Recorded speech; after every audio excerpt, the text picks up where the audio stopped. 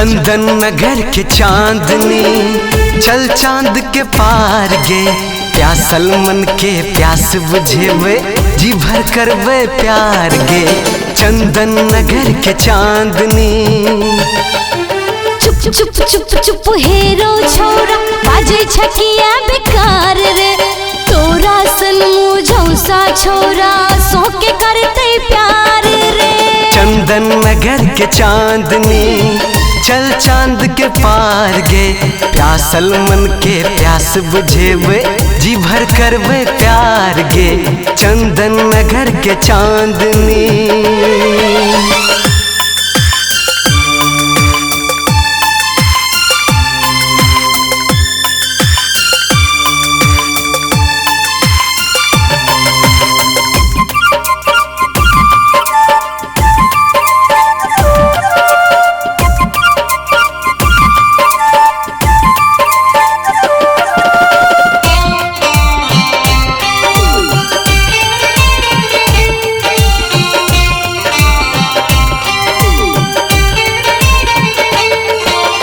आइयो भेटबो कैलो भेटबो रहबो साथे साथ गे।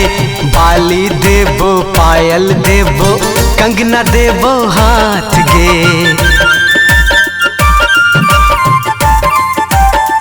हाँ हाँ हाँ आइयो भेटबो कैलो भेटबो रहबो साथे साथ गे।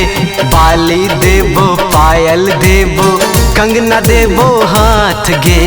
एक बेर तू दा दे चुम्मा जीवन हेते साकार गे। प्यासल मन के प्यास बुझेवे जी भर करवे प्यार गे।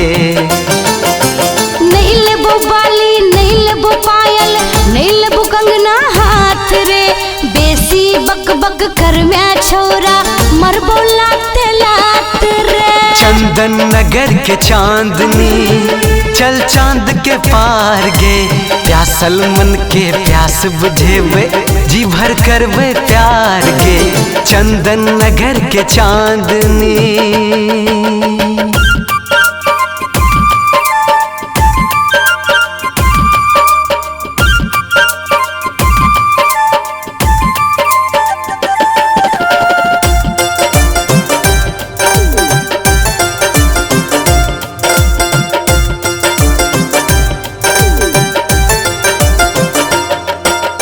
तोरे प्यार में पागल भौके घूम लो गाँव में गाम गे।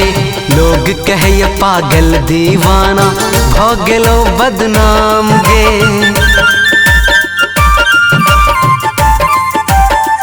हाँ तोरा प्यार में पागल भौके घूम लो गाँव में गाम गे। लोग कहे ये पागल दीवाना भौ गेलो बदनाम गे।